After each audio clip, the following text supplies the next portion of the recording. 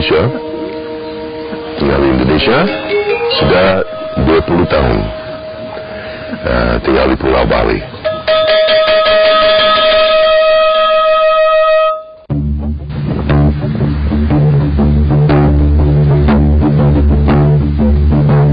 Saya suka sense of adventure sama kapal ini. Ini kapal tradisional, dibuat dari kayu.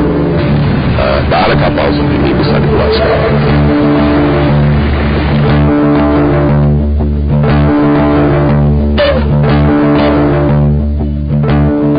Laut sejak berabad lalu telah memberikan kehidupan bagi manusia. Manusia-manusia yang menyelami dalamnya bahari biru demi bertahan hidup, dan manusia-manusia yang mengarunginya demi sebongkah prestis dari atas armada dan mewah. Kemewahan yang dimaknai dalam bermacam rupa rasa, rupa Indonesia.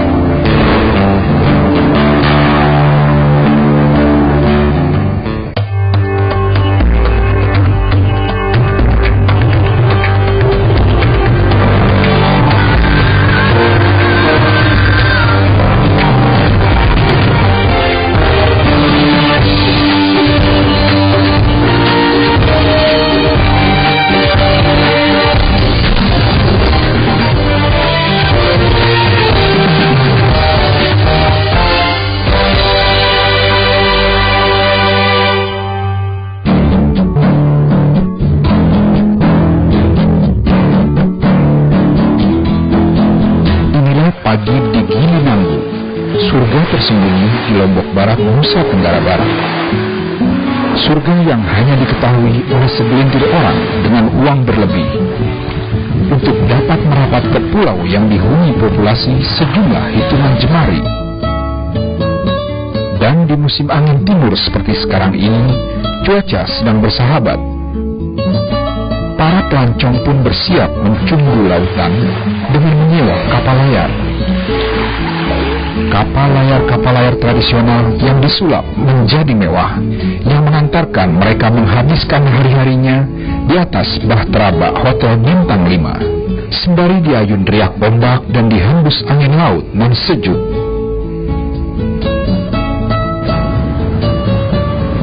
Ada harga mahal yang harus dibayar para pelancong ini. Namun mahal bukanlah soal bagi mereka demi mencicipi Nusantara dari sisi yang berbeda, lautan.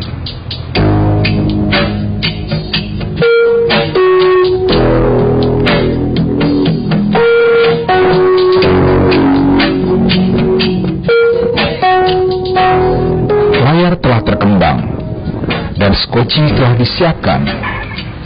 Inilah saatnya bagi mereka untuk menikmati Gili Nanggu dengan snorkeling.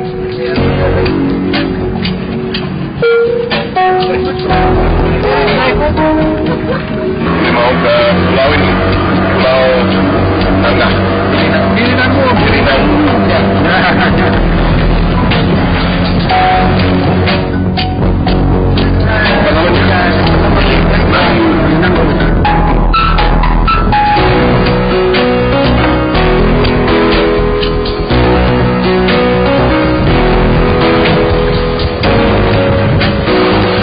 Dan lautan sejatinya dinikmati juga oleh orang-orang seperti Ilham dengan bermalas-malasan. Namun nasib berkata lain. Justru dari kapal inilah pundi-pundi Ilham terisi dengan menjadi penjaga bagi wisatawan. Kita di kapal biasanya kalau kita mengantar tamu baik di kapal maupun di darat, kita selalu utamakan keselamatan penumpang.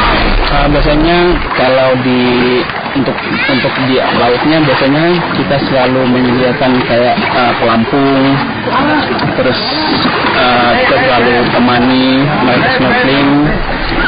Pokoknya sebisa kita untuk biar tamunya nggak kena punya masalah gitu. Di daratnya biasanya kita juga cuma itu aja mastiin jumlah yang dari kapal yang turun dan baliknya nanti pas nggak kita coba sama yang dari kapal sama nanti baliknya ke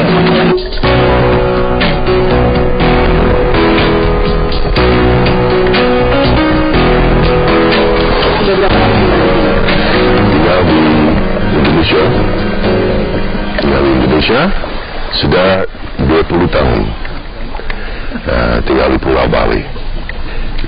Saya pindah dari Australia karena lebih senang dengan lingkungan Indonesia. Saya sudah cukup capek dengan buru-buru acara di Australia. Saya lebih suka santai. Sukanya terhadap Indonesia apa? Suka orang, suka budaya. Orang manis sekali. Orang tak seperti tak mau bingung, tak mau pusing. Saya suka begitu. Budayanya? Budaya saya senang sama agama Muslim, sama juga di Bali Hindu, suka upacara di sana. Yang banyak datang ke Pulau Bali, ya, karena itu nama pariwisata paling tinggi di Indonesia. Ya, tapi saya tahu Indonesia punya banyak pulau, so saya lebih senang keliling lihat pulau. Saya senang masuk ke kampung bicara sama orang biasa. Saya suka sense of adventure sama kapal ini. Ini kapal tradisional, ya, dibuat dari kayu. Tak ada kapal seperti ini bisa dibuat sekarang, ya.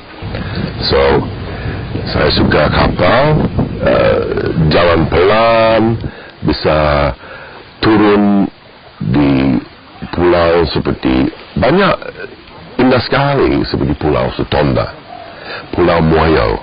Apalagi kalau kita ke Komodo, ya, National Park, natural, masih natural. Yang pelaut di sini kru, mereka semua ada orang Bugis. So mereka terisi di naik kapal laut, ya. Bagi Brandon, menikmati Indonesia dari tengah-tengah lautan dan berlabuh di sejumlah pulau kecil yang nyaris tak terjamah menciptakan adiksi dalam darahnya. Adiksi yang memberi sensasi serupa bagi pelaku usaha wisata bahari setiap kalinya.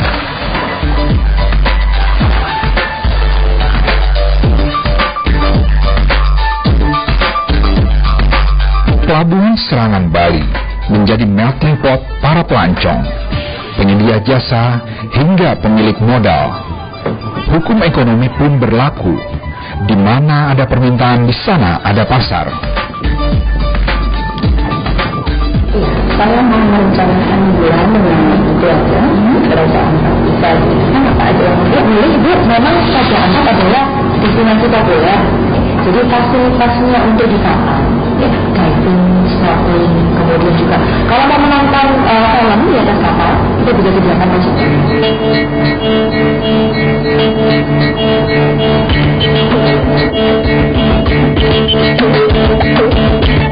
Terinspirasi oleh tradisi melaut, rakyat Bugis Sulawesi Selatan, para pemilik modal berani membeli kapal tradisional pinisi, menyulapnya menjadi nyaman dan mewah, serta menawarkan petualangan ke sejumlah pulau di Nusantara. Kalau yang di Serangan, khususnya di Serangan, kita larinya ke kapal wisata. Karena di Serangan ini, around Serangan, kita bergerak di bidang kapal wisata. Tapi kalau untuk yang di benua itu sih kayaknya semua kapal geraknya paling banyak sih di benua gitu loh. Cuma kita di sini di Serangan ini khusus mengagengi kapal wisata.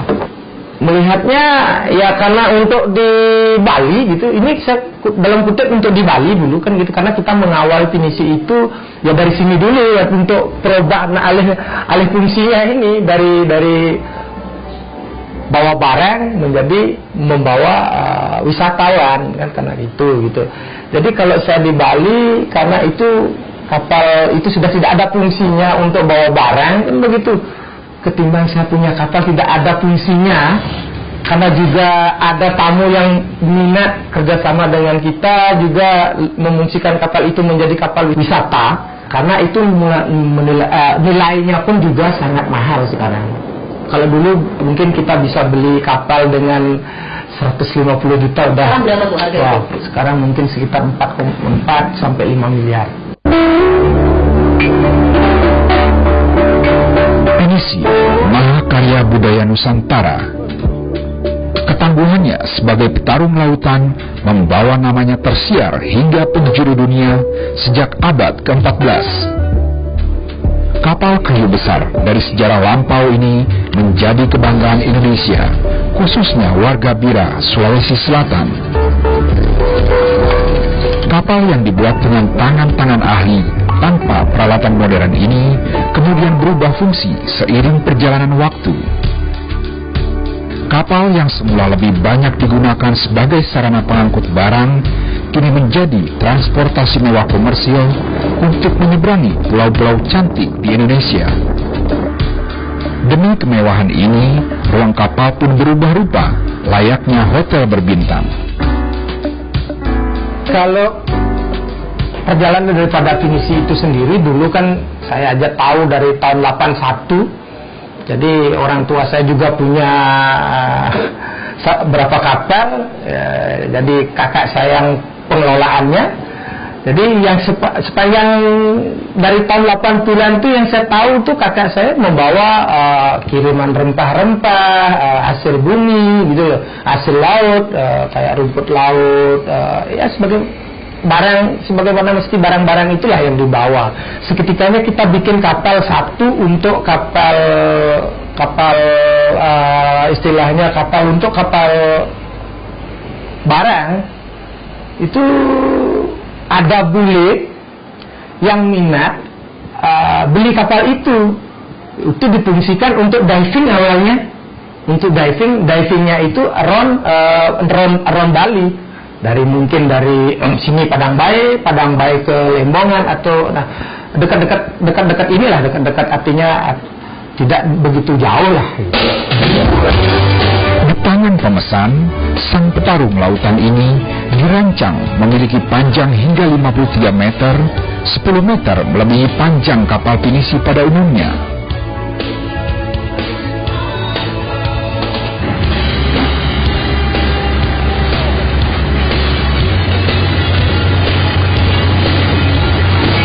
Dengan seluas ini, para wisatawan pun bebas menikmati surga laut dari segala penjuru. Perombakannya yang saya lihat dulu kan mungkin tergantung dari budgetnya pemilik ya. Tergantung dari budgetnya pemilik, dan tergantung juga fungsinya bahwa wisatanya ini wisata yang bagaimana. Artinya menurut perkembangan lah. Jadi pada saat itu kan karena party. Jadi kalau untuk party nggak usah ada begitu banyak kamar, karena buat apa banyak kamar, kita bikin deck aja, full deck lah. Artinya full deck itu untuk santai, sunset, dinner gitu. Jadi bisa banyak orang lah yang kumpul di sana. Kalau sekarang beralihnya bukan beralih fungsi sih, tetap dia di kapal wisata, cuman lebih private jadinya gitu. Jadi dengan kapasitas 12 orang, jadi dengan kamar 7 kamar, jadi isinya itu 2 kan gitu. Pinisi sepanjang 37 meter ini pun membelah lautan menuju Lombok. Selama 13 jam perjalanan, para wisatawan menjadi raja bagi sejumlah awak kapal yang sigap melayani keperluan sang juragan.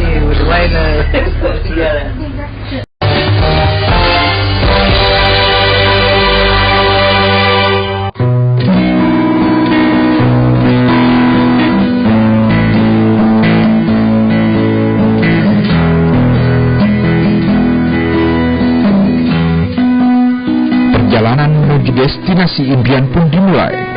Sekoci yang teronggok di samping kapal pun siap diangkat. Peralatan snorkeling ke 7 pulau di Lombok sudah siap digunakan. Para awak kapal pun sudah menyiapkan mental untuk mengarungi lautan.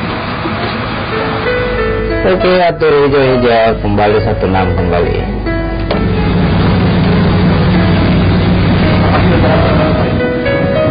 Perjalanan yang sedianya memakan waktu 13 jam, nyatanya mampu ditempuh kapal pinisi ini selama 9 jam. Kondisi laut yang tenang mengantarkan kapal ini berlayar dengan mulus menuju persinggahan pertamanya di Pulau Gili Air.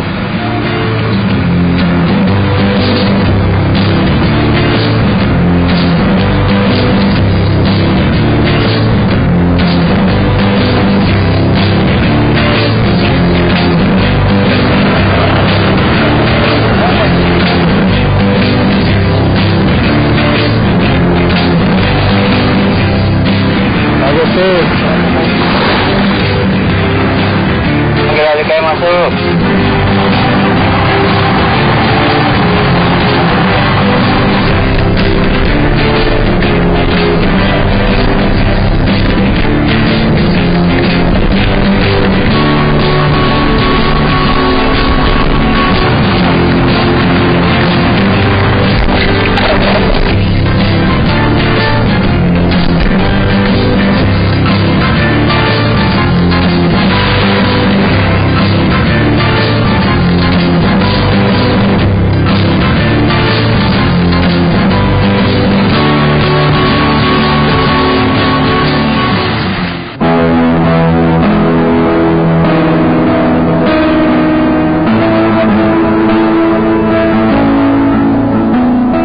Terinspirasi dari kapal tradisional, kapal pinisi ini dilengkapi perangkat navigasi modern sebagai penggeraknya.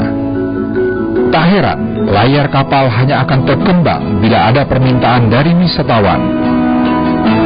Nah, biasanya yang buka bisa berapa orang sih kalau untuk dua layar ini? Kalau untuk semuanya atau dua layar? Yang dua ini tadi ada berapa? Semua ini satu, dua, tiga. Itu berapa orang tuh? Kalau bisa semua itu turun tangan. Tapi yang paling bisa banget buka itu biasanya siapa tuh? Kayaknya semuanya bisa. Oh bisa ya? Tapi bukannya bilang kalau misalkan emang salah kita pegang tali bisa kelempar ya? Oh bisa jadi. Kalau angin kenceng kan nanti si layar begini. Kalau kita nggak lepas, kapal bisa begini oleng. Jadi kalau kenceng pasin pelan. Biar balik lagi dia balikin lagi. Nah, nanti kalau angin lagi tarik sedikit supaya baru lagi kalau angin kenceng sekali.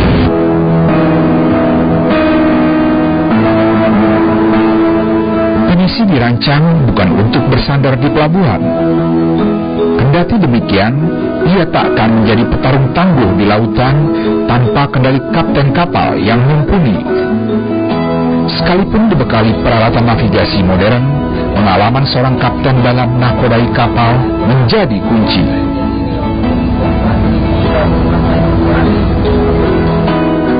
Di tangan Andi, kapten kapal asal Bira Sulawesi Selatan ini, laju sang legenda membelah lautan tak perlu lagi dikhawatirkan. SP40. Kalau sebagai kapten gitu emang dia udah berapa lama bang? Sejak 2004. Berarti udah tahun. Iya. Pernah mengalami kendala yang paling berat nggak bang? Iya di laut sih pernah. Apa tuh bang? Tenggelam pernah di utara timur laut Kota Panggaya Madura. Kasusnya ya kami pernah pusaran puting beliung yang menyebabkan kapal kemasukan air, bukan lagi bocor, patah dua. Terjadilah tenggelam. Perbedaannya nih bang ya, kerja sama orang bule gitu ya, sama orang kita Indonesia, ada nggak bang perbedaannya? Ya perbedaannya ada. Apa tuh? Kalau di Indonesia masih adat kita yang masih bagus, bisa kadang sesuai apa yang kita inginkan. Kalau orang Barat ya kadang-kadang ya disiplinnya kadang ada yang berlalu, kadang juga ada yang bagus. Seperti di sini bagus. Tapi penghasilan bagus juga kan bang? Pengalamannya berlayar mengandalkan ilmu navigasi tradisional membawa ia mahir membaca bintang, memetakan pola pergerakan awan, serta membaca arah angin. Kilo Mike yang berposisi utara Gili Air, Kilo 5 Mike Aligai Koing, selamat siang. Bang Andi, kalau biasanya nih dipakai gitu ya untuk koordinasi kemana aja bang? Semua kapal. Gunanya untuk koordinasi supaya kita terhindar pokoknya inilah komunikasi supaya enak di jalan. Nggak terjadi tabrakan gitu? Iya, ini gunanya untuk komunikasi aja. Biasanya ini jangkauannya sampai berapa jauh? Ya tergantung dari antenanya. Nah kalau yang ini? Ada yang sekitar 5 mil bisa, ada yang sekitar 3 mil. Itu yang paling terendah. Jadi kalau misalnya kayak malam gitu ya, kita ngeliat kapal depan gitu, langsung koordinasi gitu ya? Langsung koordinasi, menunjukkan posisi kita dengan posisi dia, baru kita atur. Kita mau passingnya merah-merah atau hijau-hijau. Kalau merah lambung bertanda, lambung kiri kapal. Kalau hijau lambung kanan kapal.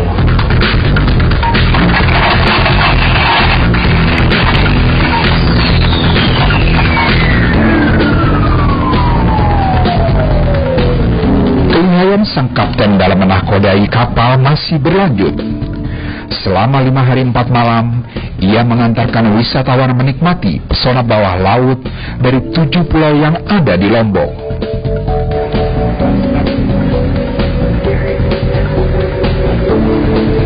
Kali ini, ia membawa kapal layar singgah di Gili Trawangan.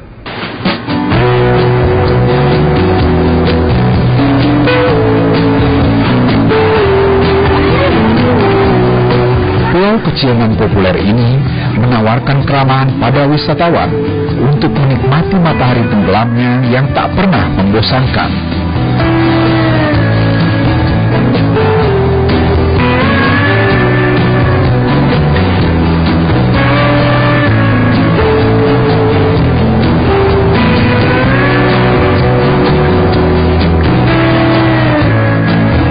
Bahkan mereka pun bisa berkeliling pulau menumpang transportasi andalan Cidomo dengan tarif Rp250.000 untuk 1 kali putaran.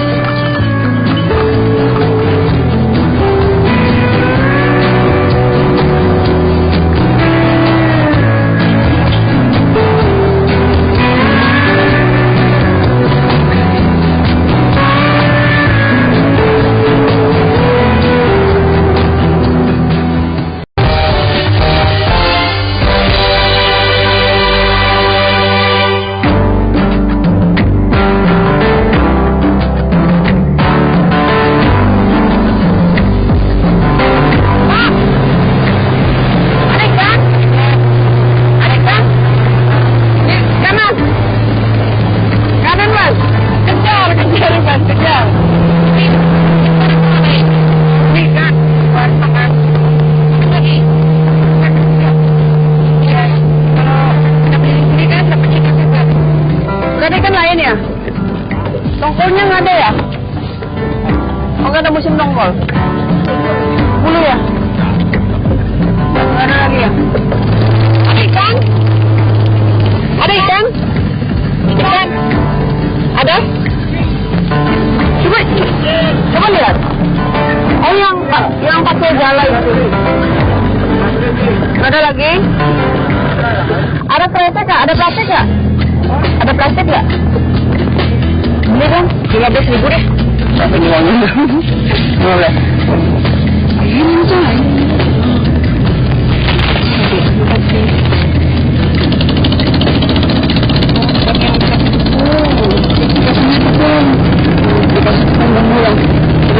Digoreng kayak bikin perkedel gitu.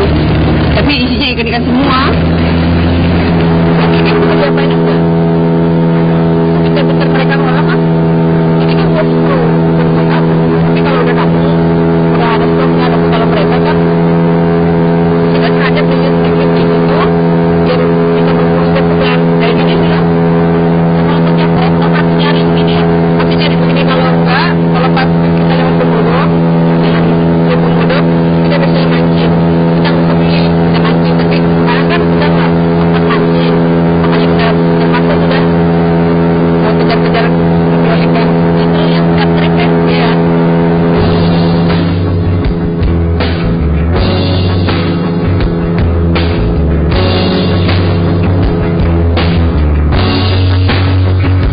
Beginilah yang dilakoni Suci setiap kali pergi berlayar.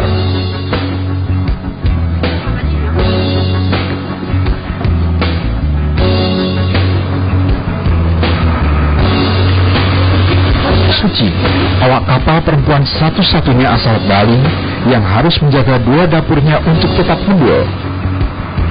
Dapur di atas kapal untuk memasak bagi wisatawan dan dapur di rumahnya non jauh di daratan sana.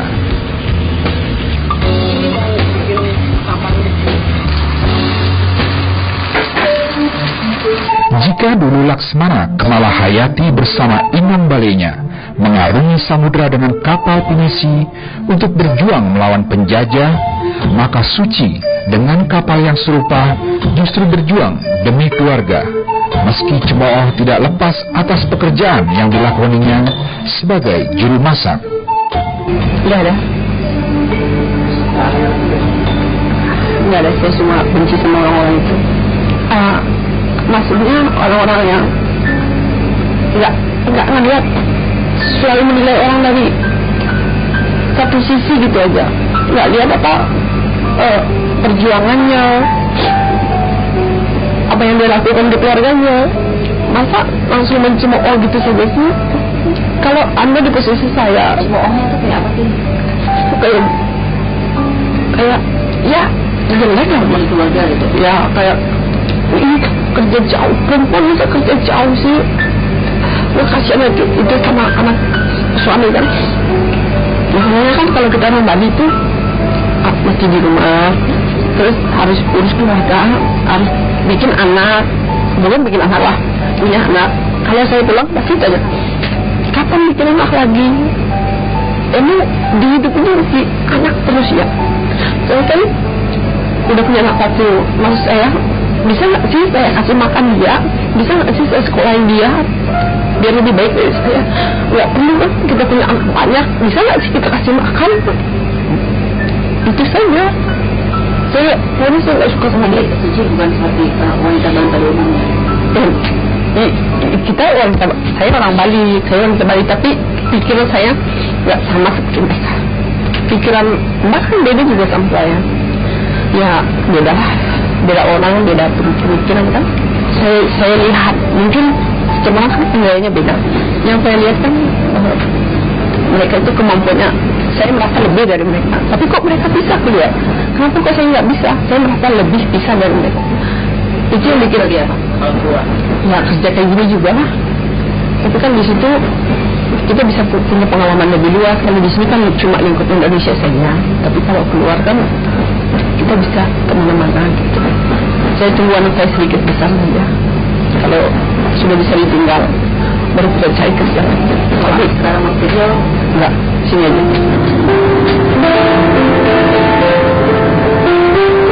Kalau yang lain pulangnya 1 tahun sekali, tapi kalau saya karena ibu tahu bos, tahu saya masih punya keluarga saya dikasih habis trip pulang. Jadi kayak karena seminggu, paling lama sebulan sekali lah. Itu pun paling lama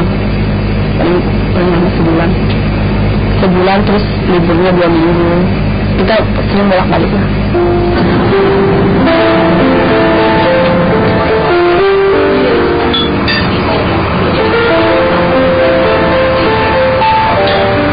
Kerelaan Suci meninggalkan keluarga tercinta semata dilakukan demi mimpinya untuk kehidupan yang lebih baik. Walau itu berarti juga menepikan rasa takutnya di lautan ganas.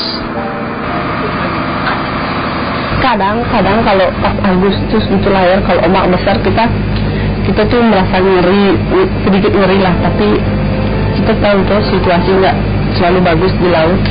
Ya kita berdoa saja. Kita cuma berharap kita tahu kapan kita perginya, tapi kita nggak tahu kapan kita kembalinya. Kan yang menentukan kembali kan Tuhan, bukan kita. Kita cuma jalanin saja.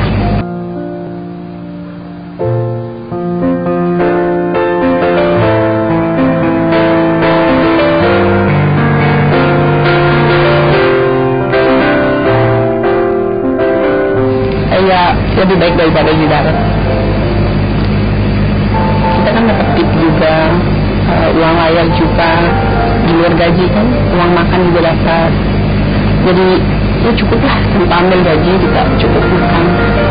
Buat kebutuhan keluarga cukup tanpa kita perlu ambil gaji itu.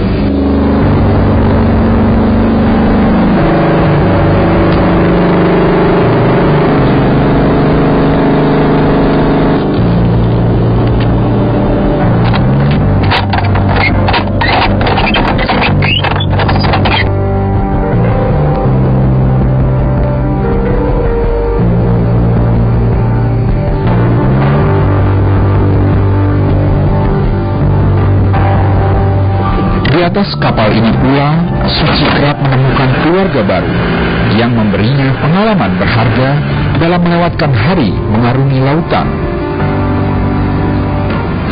Baik, kayak keluarga, kayak kakak-kakak, kayak adik sendiri gitu.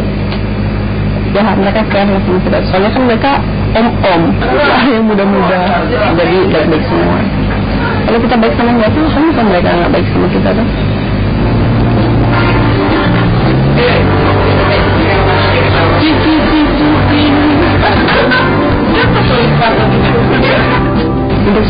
Untuk tahun ini masih pengen di sini terus. Kan kontrak kita kan 2 tahun. Sudah 1 tahun lewat sampai tahun ini saja. Nanti setelah itu kita pikir lagi gimana bosnya.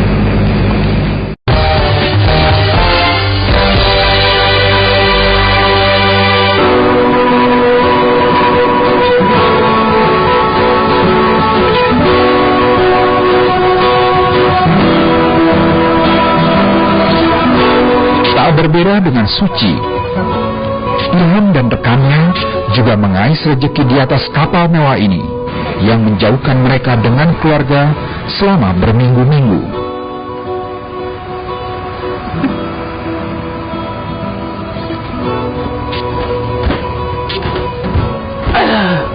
Tolong Din. Ada berapa kamar yang harus diberesin? Ada 6 kamar. Bosan gak sih setiap hari kerjaannya begini di laut dan apa namanya jauh dari keluarga gitu? Sebenarnya sih bosen, cuman ya namanya kan kita kerja tugas, jadi ya mau nggak mau ya kita jalanin aja gitu. Nah biasanya kalau untuk menghilangkan rasa bosan gitu ya? Biasanya kita ke kafe atau kemana. Kalau buat saya sendiri, saya kan orangnya suka happy tuh. Jadi saya biasanya nyari suasana yang ramai gitu. Nah, kan biasa berlabuhnya nih di laut ya gitu ya. Nah, untuk ke kafenya tuh di mana? Kita pakai skuter kecil. Kita nyandar di pelabuhan, terus kita jalan naik motor dari pelabuhan ke tempatnya. Ada batas waktu nggak sih biasanya di jam sekian harus pulang? Aturan dari Amanda sendiri nggak? Nggak, untuk peraturan sih nggak ada. Tapi masalah kita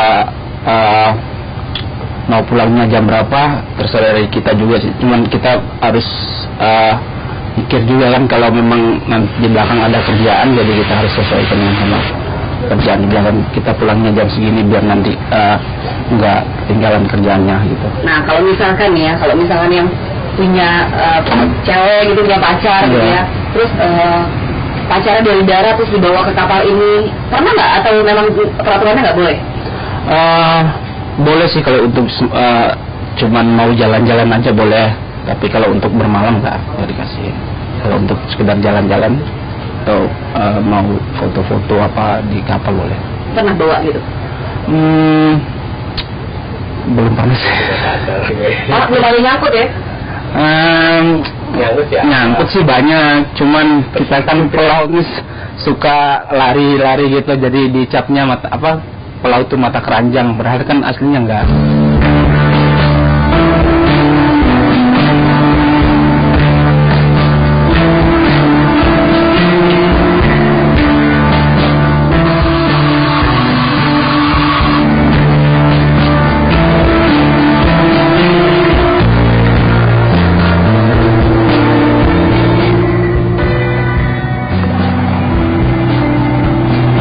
Kapal mewah komersil ini terbuat dari kayu besi oleh tangan-tangan lihai warga Bira, Sulawesi Selatan pada tahun 2006. Tidak heran jika mayoritas awak kapal yang bekerja di sini berasal dari tanah penisi tersebut. Well, most of my crew are from Sulawesi and they're Bugas. So I choose them because they are fantastic seamen. I had one boy from Flores, one boy from Java, and a girl from Indonesia. But the whole point of my company is taking people out and showing in Indonesia, and also giving Indonesians jobs. So of the 12 or 13 I've got on board, they have wives, they have husbands, they have children. So my company is supporting maybe 50 or 60 Indonesians who didn't have jobs before I started my business. That's very important for me. Amanda, warga negara Australia yang jeli melihat peluang bisnis di Indonesia melalui kapal pesiar. Di tangannya lah, kapal tradisional ini disulap menjadi kapal modern.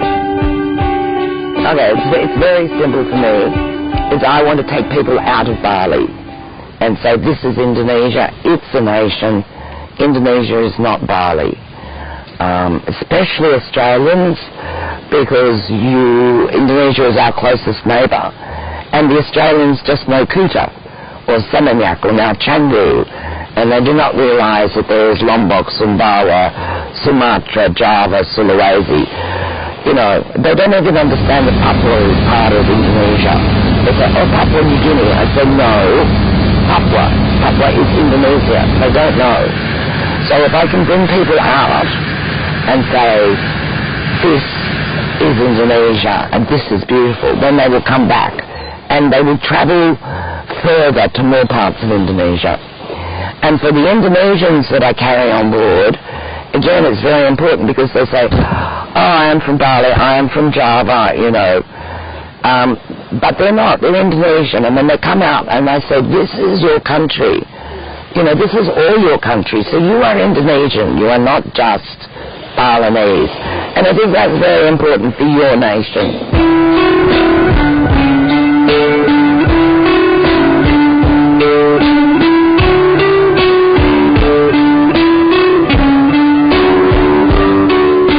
Sosoknya yang megah dan cantik nyatanya juga menampung rupa dinamika yang beragam.